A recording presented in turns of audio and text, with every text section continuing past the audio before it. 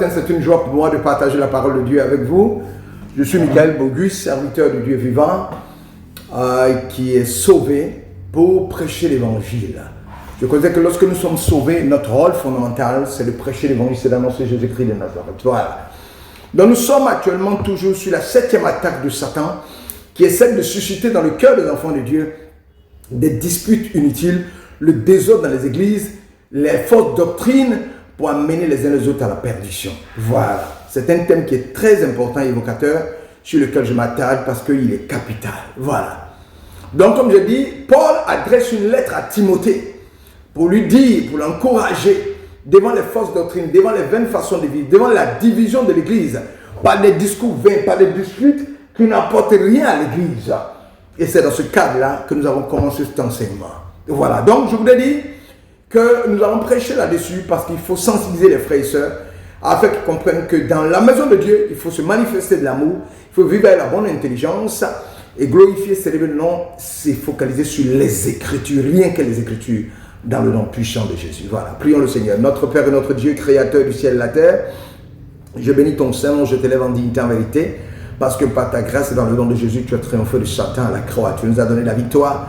Nous avons pour devoir de prêcher l'évangile, rien que la sainte et la sainte doctrine du Dieu vivant contenue dans les évangiles, dans la parole de Dieu. Alléluia. Voilà.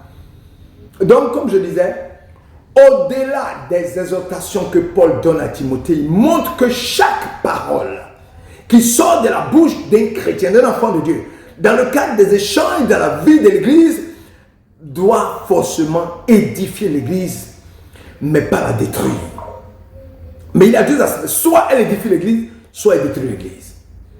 Et donc, il donne une stratégie à Timothée. Cette stratégie n'est rien d'autre que celle des bonnes paroles qui vont édifier l'église. Première chose que Paul recommande au verset 14, Paul dit, rappelle ces vérités aux croyants. Paul veut recommander de rappeler les enseignements reçus qui ne sont rien d'autre que la vérité de l'évangile de Jésus-Christ de Nazareth. Oui. Excusez-moi, j'ai bien placé la caméra. L'évangile de Jésus-Christ, oui. L'attachement à l'évangile, seul l'attachement à Jésus-Christ, la fidélité à la parole de Dieu est essentielle. Tout ce qu'il reçoit de l'apôtre Paul, il doit le transmettre à l'église. Et les générations suivantes devront le faire. Mais qu'est-ce qui se passe? Nous avons accepté Jésus-Christ de Nazareth comme Seigneur et Sauveur. Et nous sommes dans l'église, nous sommes sauvés.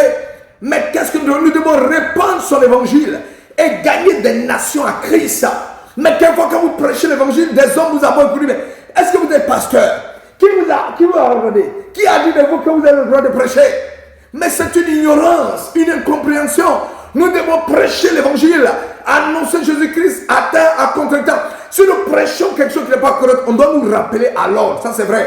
Mais nous devons prêcher, parce que Paul même dit, oh Christ, il y en a qui prêchent Jésus par orgueil. Mais la finalité, c'est que Christ est prêché. La finalité, c'est de prêcher l'évangile.